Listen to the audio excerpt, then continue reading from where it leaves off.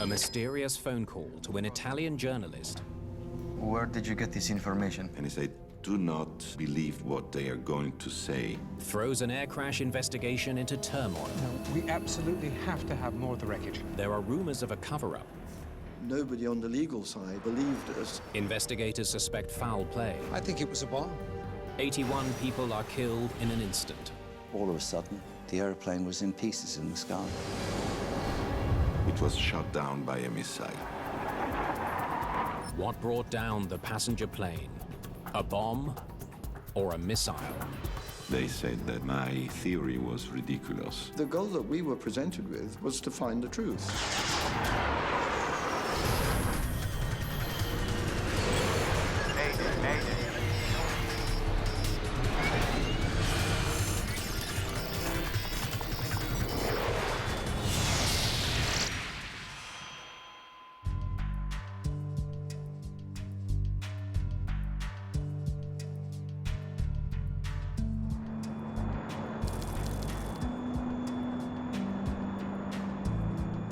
In the glow of the setting sun, Itavia Airlines Flight 870 cruises 29,000 feet above the Mediterranean Sea.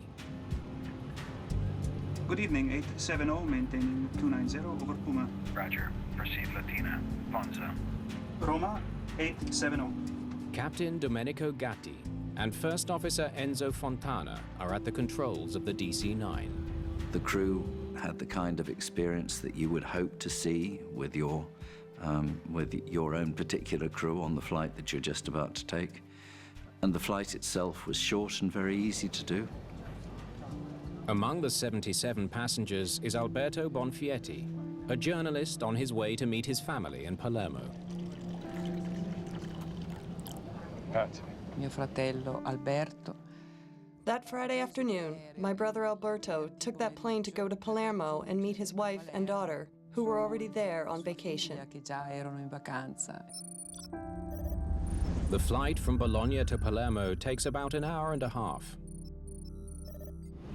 But just halfway to their destination, First Officer Fontana is running into a problem.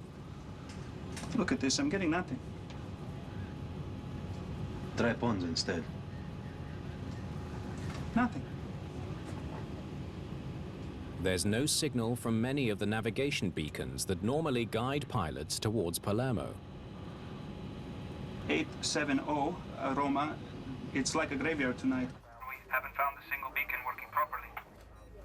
Everything is a bit out. What is your heading? We are at 195. Without the beacons, the pilots need directions from air traffic control. I don't know if you want to keep that heading. Otherwise, You can go right 15 or 20 degrees. Okay, we put in 210. The plane turns and flies into a pocket of turbulence. High-level turbulence, it's just like, it's like being on a road which has got potholes in it.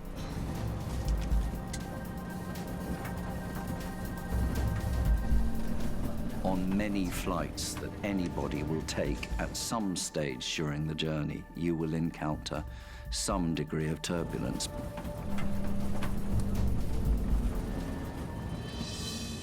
The pilots hope a lower altitude will give their passengers a smoother ride. Let's try to get under this. This is 870. Is it possible to get 250. Affirmative. You can start your Descent now. Pilots quite often ask for a change of level. If they've got a little bit of choppiness, which they know will make the passengers uncomfortable or even nervous, then they'll try another level. And that's what we think they were trying to do. Ah, there we go, finally.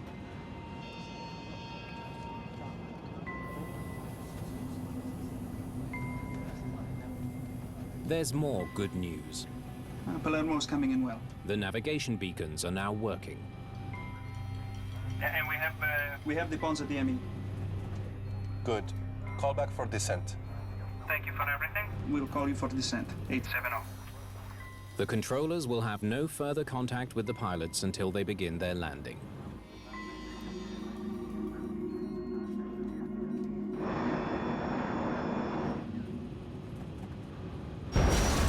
But just seconds later,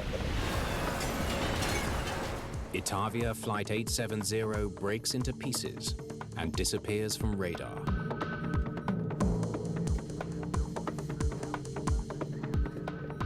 Itavia 870, Rome.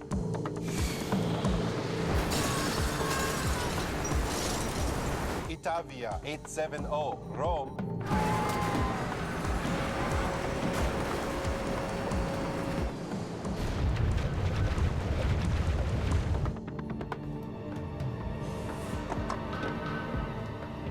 We're missing a flight. Itavia 870. It's gone. Flight 870 has crashed into the Mediterranean Sea. It's very surreal for a controller to go through an experience like that, because you can't quite believe what you're seeing. I mean, accidents are very, very rare. So when you're a part of one, when you're watching one happen, you don't quite believe it. By morning, Italian search and rescue teams are scanning the waters near the plane's last known position. Family members waiting at the airport are told only that the plane is missing, its fate unknown. The first words we heard were that the plane was assumed to be lost. Searchers soon confirmed the worst. There are no signs of any survivors. All 81 passengers and crew are dead, including Alberto Bonfietti. I bought my brother's ticket for that damn flight, and I never saw him again. The loss of Flight 870 makes news around the world. There seems to be no way to explain why a modern airliner fell from the sky so suddenly. Andrea Purgatori is a well-known reporter for one of Italy's largest daily newspapers. In 1980, I was an investigative reporter for Corriere della Sera, which was and is still the most important newspaper in Italy. On the night of the crash, he gets an astounding phone call. I received a phone call from an air traffic controller in Rome. Where did you get this information? And he said, I cannot talk to you long from this phone, but do not believe what they are going to say, because it was shot down by a missile. The source points him toward a controversial theory. Flight 870 was caught in the crossfire during a dogfight between NATO and Libyan jets. There was a situation of tension in the Mediterranean, which was very close to, the tension you have before a war. In 1980, the Mediterranean is a military hot zone. Italy lies just across the sea from Libya. It's an outlaw nation ruled by Colonel Muammar Gaddafi, an international pariah. At that time, Gaddafi was like Saddam Hussein or Osama bin Laden for the United States and most of the Western world. Has the political tension between Libya and the West somehow claimed the lives of 81 innocent people? Yes. I can guarantee your identity is safe with me. Purgatori is convinced he's on the verge of breaking a major international story. That was a kind of story that, as a reporter, you can, find probably once in your life, once in your career. Okay, let's meet. But it will take more than 30 years to find out what really happened that night in the skies over Italy.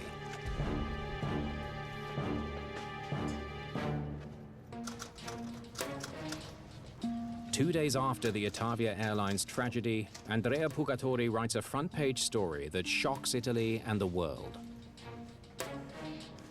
It's out. And I was the first to say, okay, there's a possibility that the DC-9 was hit by a missile. Purgatori does some digging and comes up with an astonishing theory. Western jet fighters, probably French, were engaging in an act of war with Libyan airplanes. And the Libyan airplanes were probably hiding themselves behind the DC-9. And the DC-9 was just, you know, in the wrong place, in the wrong moment, and it was hit by one of the missiles. The Italian government dismisses early media reports that a missile brought down Flight 870 and launches an official investigation into the crash. The Italian Air Force decided to give a press conference, which they said that my theory was ridiculous.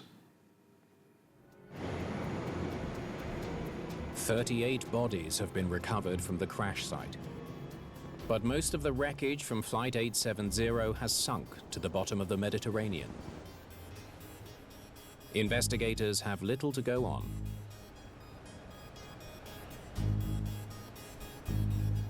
Is this all we have? The early investigators of this accident didn't have very much to look at. There wasn't very much wreckage. They hope air traffic controllers on duty at the time of the crash will have more information. There was some problem with the beacons on the night, but otherwise everything seemed fine. But the controllers have no idea what went wrong. Palermo's coming in well.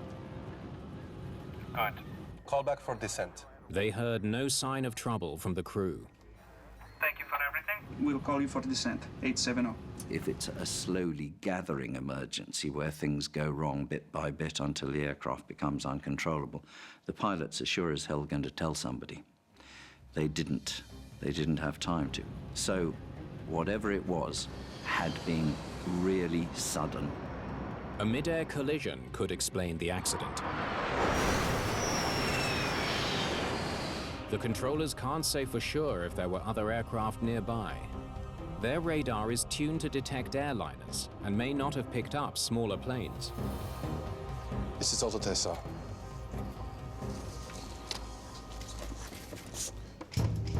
Investigators need a solid lead. They have no proof that a missile brought down the plane, but there's no proof of any other cause either. We need to look at every possible explanation. An investigator, of course, if, for example, the press is speculating about the aircraft having been shot down, the investigators will read that like other people do, but they'll be keeping an open mind. They study other incidents involving the same type of plane. They were casting around for any historic evidence that might tell them what happened. They learned that in the last decade, 4 other DC-9s suffered structural failures. If the Itavia plane broke apart because of metal fatigue or a design flaw, thousands of lives could be at risk. But the research sheds no new light on the crash. This one landed safely. In each previous emergency, the pilots have enough warning to take action. This one too. And land their planes safely. We've got nothing here. With most of the wreckage at the bottom of the sea, investigators have only floating debris to work with. You can have seat cushions, they float. Equipment from the galleys, from the kitchens on board the aircraft, they float. Plastic components from the overhead lockers. These are all the sorts of things that you would expect to float. And sure enough, they found those. They carefully map the location of each recovered piece. If the DC-9 hit the water in one piece, it would have disintegrated on impact, leaving debris in a small, concentrated area. But if it broke up in flight, its forward momentum would have scattered debris over a large area. Pieces of the plane have been found spread across more than 200 square kilometers of ocean. It's a revealing discovery.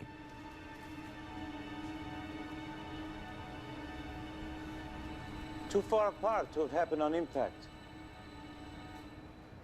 The crew didn't know it was coming.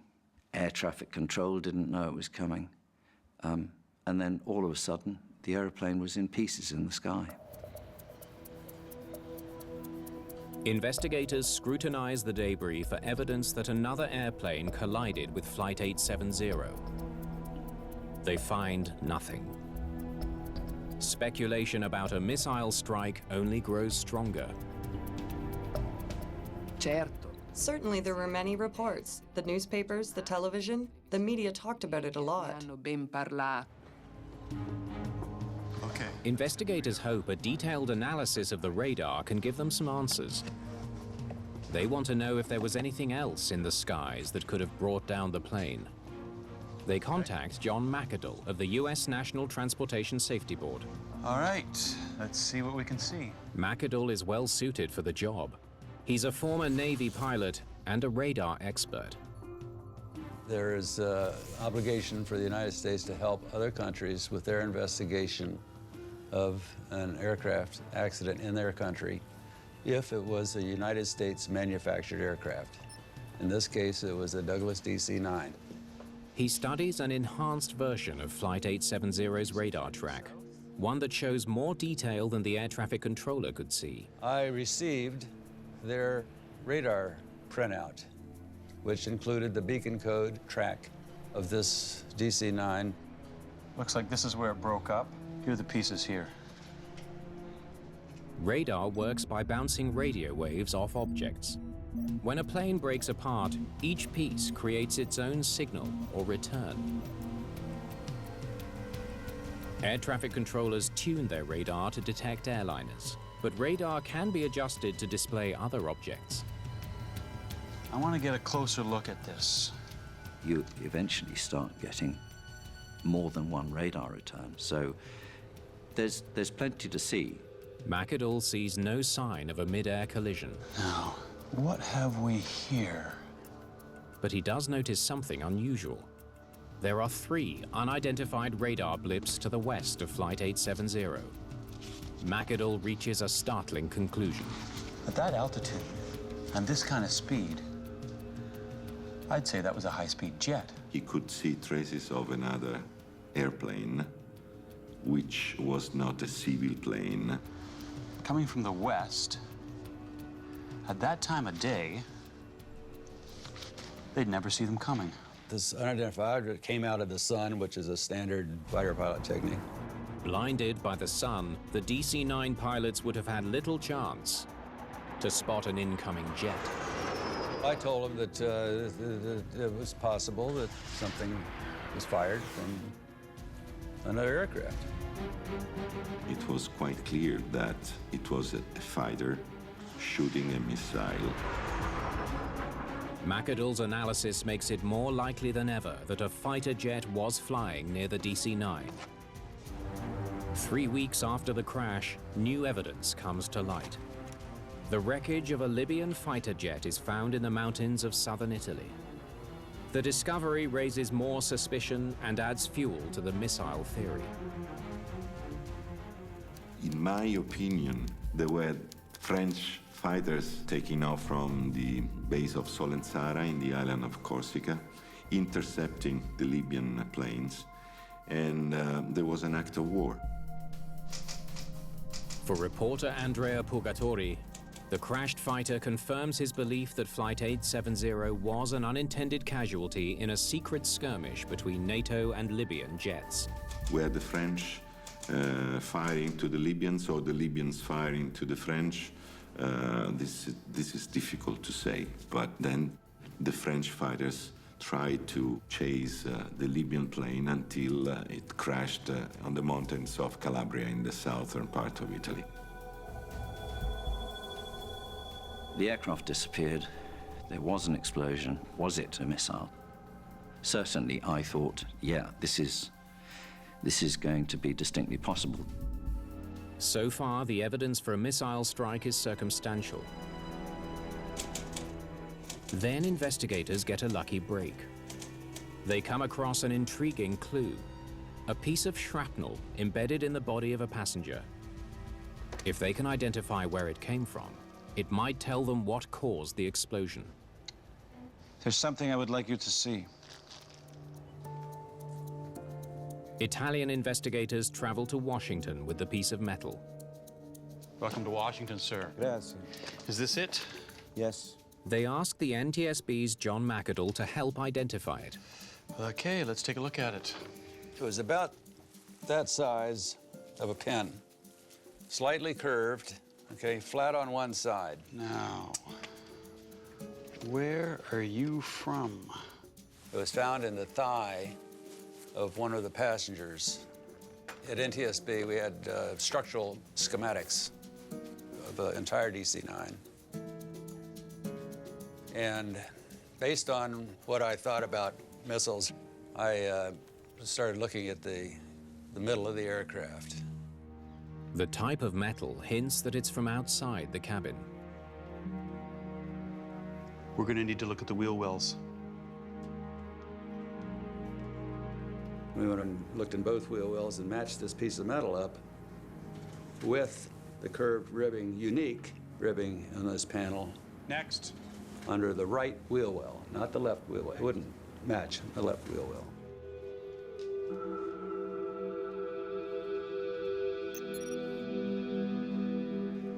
Bingo.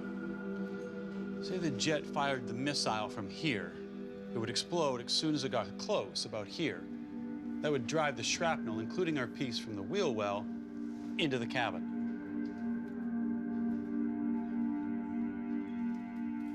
So to me, it was conclusive information. My reaction after John McIdle's conclusions was, I was right.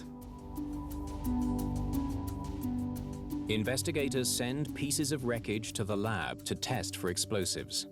The analysis confirms an explosion. The debris is coated with trace amounts of TNT. But the result doesn't prove a missile brought down the plane. It's just as possible the explosives came from a bomb. TNT is not only used by the military. I wouldn't say it's easy to get hold of, but somebody who's determined enough could get hold of it. 5 weeks after the Itavia disaster, Italians are shocked by another tragedy. A bombing at the Bologna railway station kills 85 people. Neo-fascist terrorists are blamed for the attack, fueling fears that the same group may have placed a bomb on Flight 870. The new evidence leaves investigators with a dilemma. They have circumstantial evidence for both the missile and the bomb theories, but there's no hard proof to determine which one caused the explosion. We're going to have to say we don't know. The Commission of the Transportation Ministry worked for 2 years and ended saying that the accident was caused by an explosion, but they were not able to say if the explosion was outside or inside the plane, a bomb or a missile. Under extreme public pressure to come up with an answer, the Italian government issues a report that only says an explosion of unknown origin brought down the plane. It's very unsatisfactory, it's distressing. You can't say that any of us like me who care about things like this, or particularly for the families, you can't say they have closure. Daria Bonfietti continues to demand answers about what happened to her brother. She's not alone in her fight. Under our guidance, a group of intellectuals wrote a letter to the president of Italy asking why we didn't know the truth about this accident and asking that all the obstacles be removed so the truth could come out. Gli ostacoli che impedivano alla verità di venire fuori. The pressure pays off. 5 years after the first inconclusive investigation, the Italian government agrees to launch a new inquiry. In May of 1987, a multi-million-dollar salvage operation recovers the cockpit voice recorder. It could be the break investigators need to find out what really brought down Itavia Flight 870. The cockpit voice recorder allows investigators to hear what the pilot said during the last moments of the flight. Itavia 870, call back for descent. Thank you for everything. We'll call you for descent 870. The captain starts to say guarda, Italian for look. Guarda. Then the recording abruptly cuts off. Investigators wonder if he caught a glimpse of a missile heading for the plane.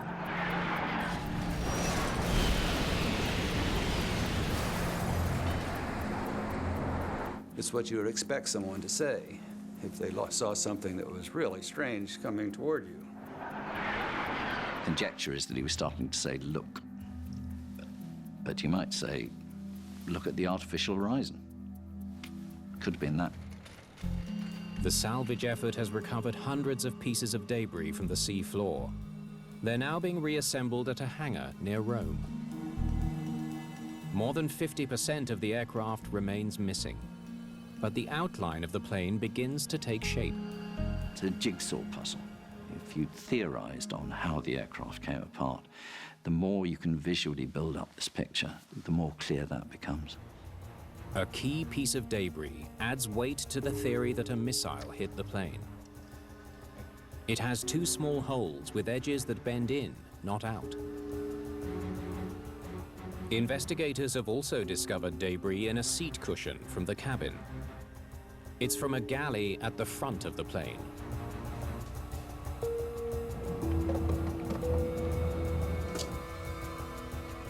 If a missile exploded near the front of the plane, it might have blown the piece towards the back. But there's too much wreckage missing to reach a definitive conclusion. It's not much to go on. We have some wreckage, we have some evidence from radar, but it's not primary evidence. The real evidence is the bits of airplane. Italian investigators are under intense pressure to announce what blew the plane apart. People started to say, tell us exactly what happened to this airplane. It all fits with the missile theory. They decide to stick their necks out. In 1989, they release an accident report that concludes the explosion was probably caused by a missile fired from an unidentified aircraft.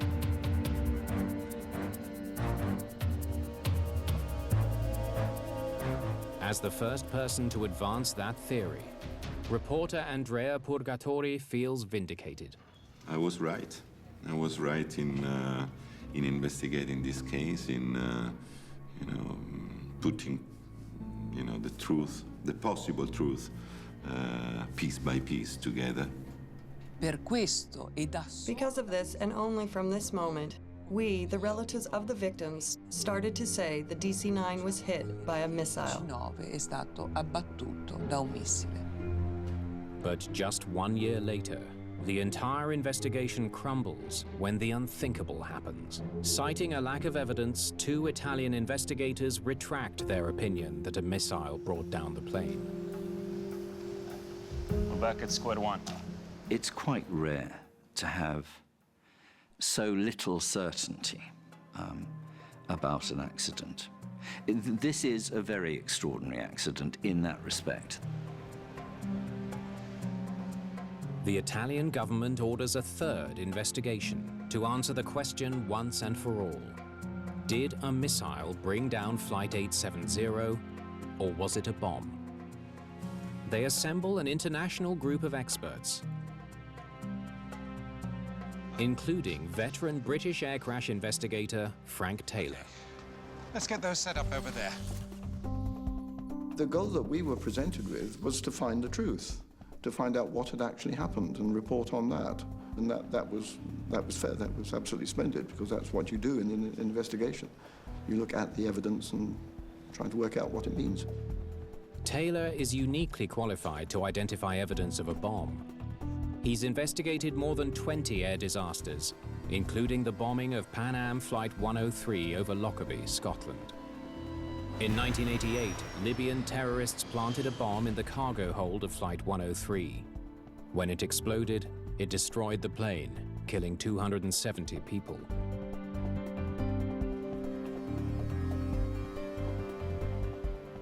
Engineer Göran Lilja of Sweden is also on Taylor's team. He told me that it was a controversial air accident that had happened in the past, and that there was suspicions about the military involvement and a cover-up. Taylor is immediately concerned by how little wreckage has been recovered from Flight 870. Is this all the wreckage you've got? We're surprised that anybody came to any conclusion at all on the evidence we have, other than that it was almost certainly an explosion of some sort, somewhere.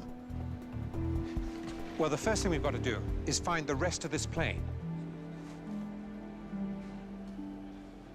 Taylor's first job is to convince the government to fund a new search.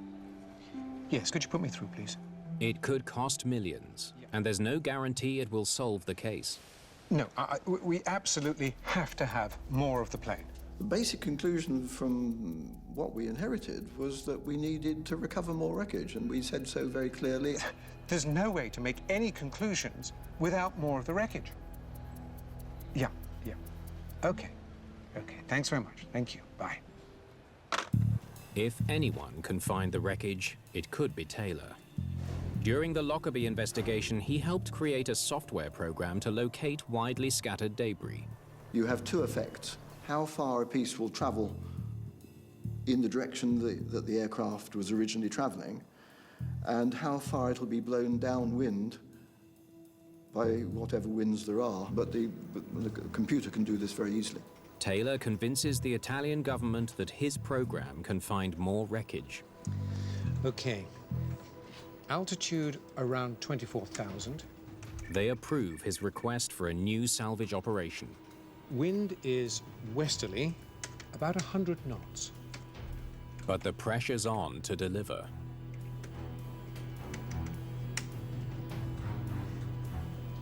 Now, that's where we should be looking. The strategy works. The effort soon recovers another 40% of the plane. Eventually, we found it. It was there, more or less within a few meters virtually of where we'd predicted. The location of the wreckage on the sea floor tells Taylor which pieces came off the plane first. Investigators now have a theory about how the plane came down. See those first pieces? The explosion was at the back of the plane, not the front. Then it hit nose first, like this. The reconstruction seems to match his theory. The wreckage at the front is in much smaller pieces than the rest of the plane. If an aircraft comes down very steeply at a very high rate of descent, if it hits the surface of the water, it's very, very nearly as disastrous to the structure as it would be if it were hit the granite side of a mountain.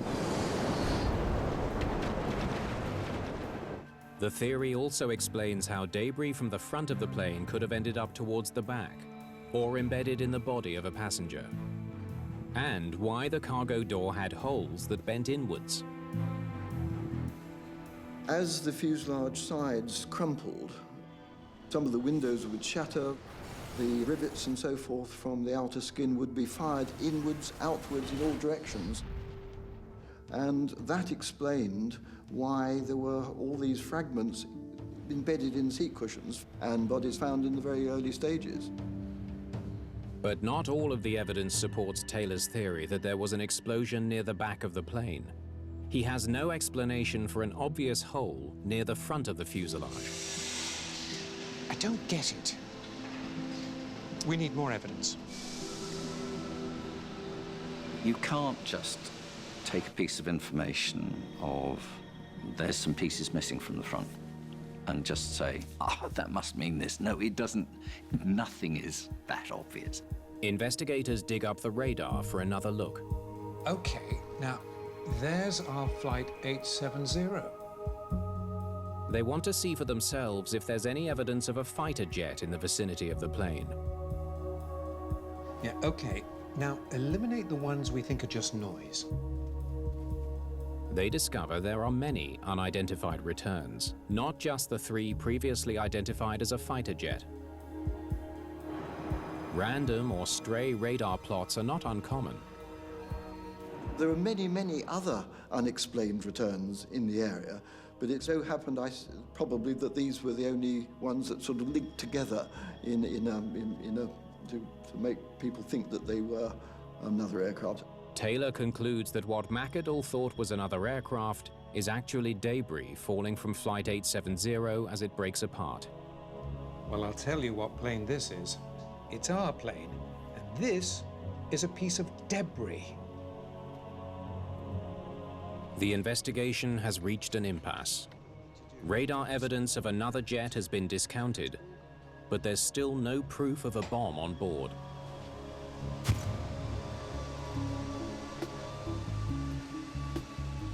Then Frank Taylor notices something odd near the back of the plane. There are a number of small, crumpled pieces of debris mixed in with areas that are nearly untouched. Something's not right. For Frank Taylor, it's a sign the debris has been placed in the wrong location. Basically, it just looked wrong. The progression of damage from intense crumpling, very small pieces, to very large pieces, and then back to small pieces just did not make any sense at all. One piece of wreckage stands out.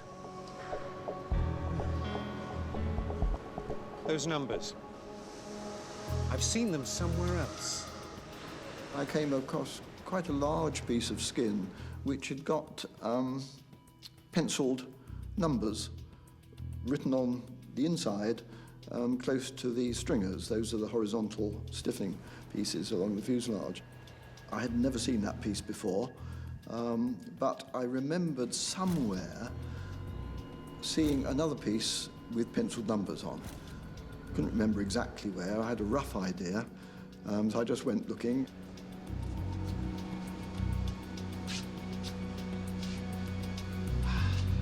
Gotcha! Can you remove that piece for me, please? And eventually I found it in the forward fuselage, and the numbers ran consecutively from the piece in the forward fuselage to the piece on the rear. Okay. A little bit further down, a little bit further down, a little bit further. That's it. That's where you belong. Lovely. Could you wire those in? And that was the first bit, and that gave us then total confidence that, yeah, okay, this is going to work. Once all the debris is checked and moved to the correct position, evidence of a missile hit on the front of the aircraft is gone. We could quite clearly see that there'd been no explosion of a missile outside in the areas that previous commissions, going right back to the early stages, had predicted. We had brought up most of the skin of the airplane, so a pattern of missile debris would have been seen somewhere at least, but there was no sign of that at all. The reassembled fuselage reveals a new hole at the back of the plane. It appears to have been caused by a bomb. Have a look what we've got. Yes, well, we know what that is. Investigators study more wreckage from that part of the plane. What have we got here? Ha! Well, look at you. The steel wash basin has been bent upwards by an explosion. Just what investigators would expect to see if a bomb exploded in the rear lavatory. Yeah. The more we discovered, the more they all pointed back to an explosion in the rear toilet area. Taylor and his team finally have enough evidence to say what brought down Itavia Flight 870.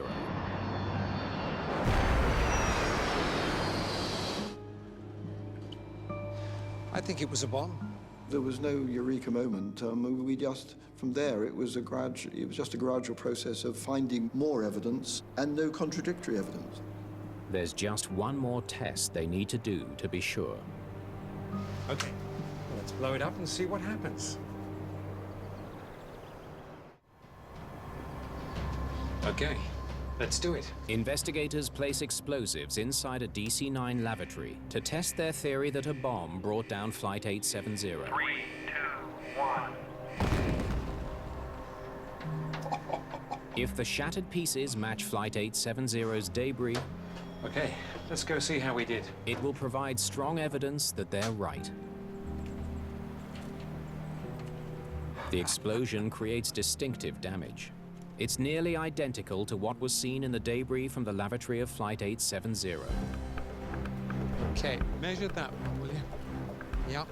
We were absolutely sure, yes, no doubt. The evidence can't reveal who planted the bomb, but investigators now have a good idea where it was placed.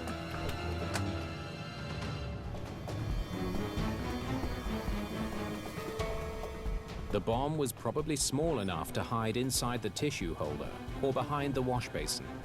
You can put something in there, you can reach around behind that and get closer to the aircraft skin. Based on the physical evidence, the aircraft's last radar return, and the location of debris, investigators now have a clear picture of Flight 870's final moments. Itavia 870. Call back for descent. Thank you for everything. We'll call you for descent 870.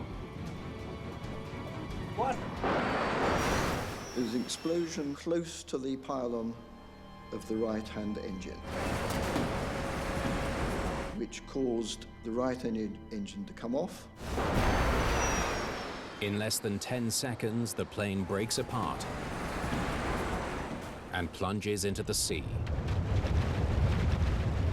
In 1994, after 4 years of work, Frank Taylor's team files its report. For the first time since the disaster, investigators claim to have indisputable evidence that a bomb blew up Flight 870.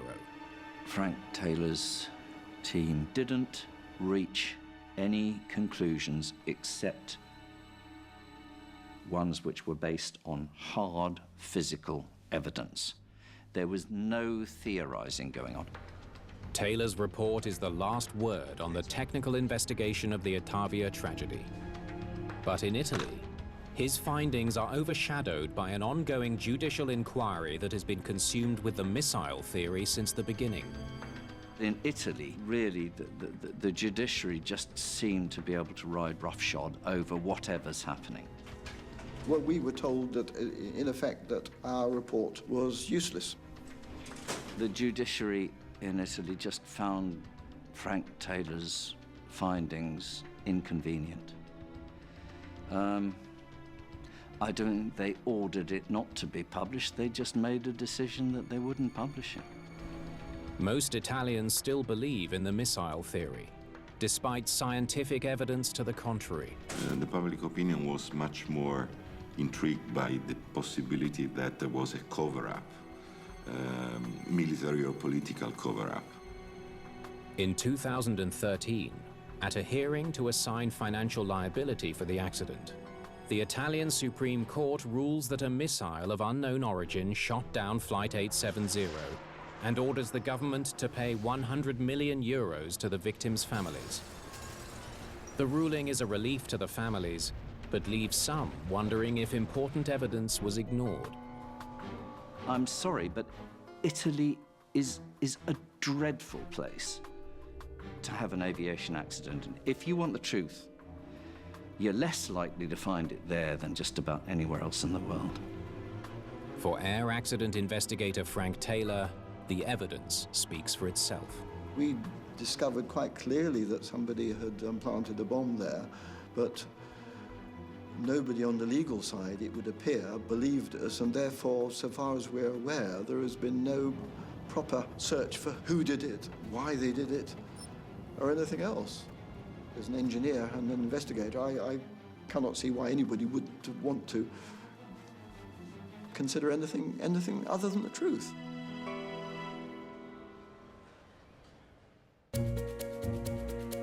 Experts searching for clues to the fatal demise of Crossair Flight 498 retrieve alarming evidence from the captain's flight bag in air crash investigation after the break.